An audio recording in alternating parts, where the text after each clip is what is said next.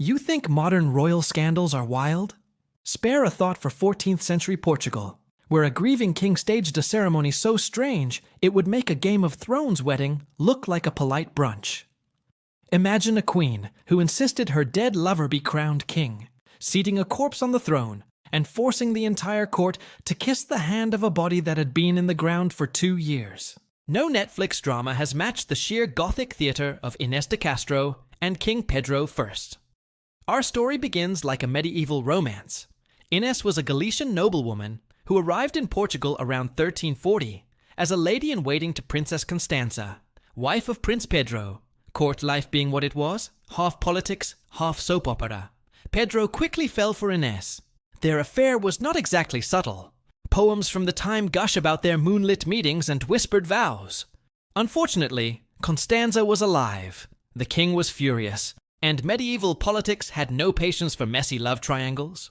King Afonso IV, Pedro's father, feared that Pedro's passion for Ines would drag Portugal into the orbit of her powerful Castilian relatives. He tried the usual royal fixes, stern lectures, forced separations, even briefly exiling Ines to a convent. None of it worked. Pedro ignored every command, writing letters, sending gifts, sneaking visits like a medieval Romeo with a very bad sense of timing. When Constanza died in 1345, Pedro openly brought Ines to court and lived with her as his partner, if not his official wife. They had children together and behaved like a married couple, which only deepened the king's paranoia. Gossip spread across Iberia that Pedro planned to place his Spanish children ahead of any Portuguese heirs. For Afonso, that was a political nightmare. So he chose a solution that would fit right in on House of the Dragon assassination. In January 1355, while Pedro was away on a hunting trip, Afonso sent 3 trusted knights to the convent at Santa Clara in Coimbra, where Ines was staying. Chroniclers disagree on the details. Some say she pleaded for her life on her knees, others that she calmly faced death. But all agree the outcome was brutal. Ines was executed, most likely beheaded, leaving behind 3 small children and a prince who would never forgive his father. Pedro's grief quickly hardened into rage. He rebelled, raising an army against the king, and for a time, Portugal teetered on civil war. Only a fragile truce prevented the country from tearing itself apart. But the real drama began when Pedro finally became king in 1357. If you thought this tale was finished, you are underestimating how far a grieving monarch can take a grudge. When Pedro became king of Portugal in 1357, he wasted no time proving that the phrase, "Revenge is a dish best served cold," was not just a proverb, it was a royal mission statement. The 3 knights who had murdered Ines thought the years had bought them safety. 2 fled to Castile. 1 stayed in Portugal under noble protection. Pedro tracked them all. The unlucky knight who remained was captured first. Contemporary chronicles say Pedro ordered a public execution so inventive that even modern horror directors might flinch. The king personally supervised as the man was bound and his heart cut out. Some sources claim Pedro ripped it out with his own hands, others that he used a silver ladle. Either way, it is the kind of detail that would make a Game of Thrones battle scene look tasteful. The 2 who fled were eventually extradited and met the same grisly fate. Pedro wanted everyone to understand that harming Ines meant eternal payback, but vengeance was only half of it. Pedro also set out to rewrite history itself. He announced that he and Ines had secretly married in 1354 before her death, making her the rightful Queen of Portugal. No one could prove the claim, and skeptics noted the ceremony supposedly took place in total secrecy with conveniently missing witnesses. But Pedro did not care. He was not just defending her honor, he was preparing the most macabre royal event in European history. 2 years after her murder, Pedro ordered Ines' body exhumed from the monastery at Coimbra.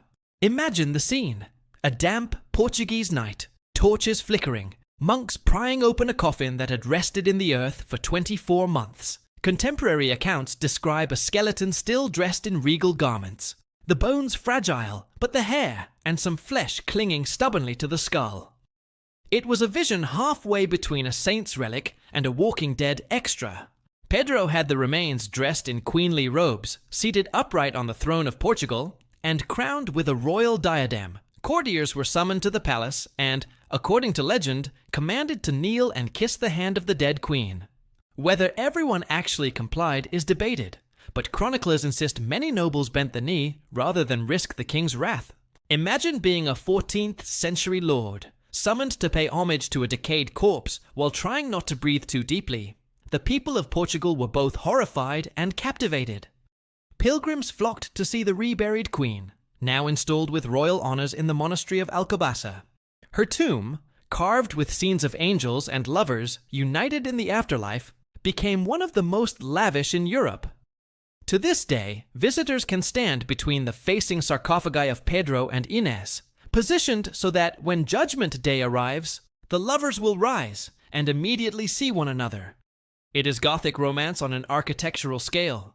Centuries of writers could not resist the story. In the 17th century, the Spanish playwright Vélez de Guevara dramatized it. In the 19th century, poets of the Romantic movement compared Ines to Juliet and Ophelia. Modern pop culture still circles back. A Portuguese opera, a handful of films, even passing references in fantasy novels. If you have ever watched a scene in The Witcher or House of the Dragon where a royal corpse becomes a political pawn, odds are the creators knew the legend of Ines de Castro. And it is not just European art. Brazilian soap operas, Spanish historical dramas, and even a Japanese manga have borrowed the tale. The mix of undying love, grisly death, and post-mortem coronation is irresistible. Somewhere between Romeo and Juliet and the Addams Family, it has the kind of narrative energy that keeps storytellers coming back. But behind the spectacle was a real kingdom trying to function. While its ruler blurred the line between mourning and madness, Pedro was not content with a symbolic gesture. He changed succession laws to strengthen the rights of his children with Ines, reshaping Portuguese politics for generations. Foreign diplomats reported that the court oscillated between awe and quiet alarm. One Castilian envoy wrote that the king loves a dead woman more than the living, a statement that reads like both compliment and warning. For ordinary people, the exhumation became part pilgrimage, part ghost story.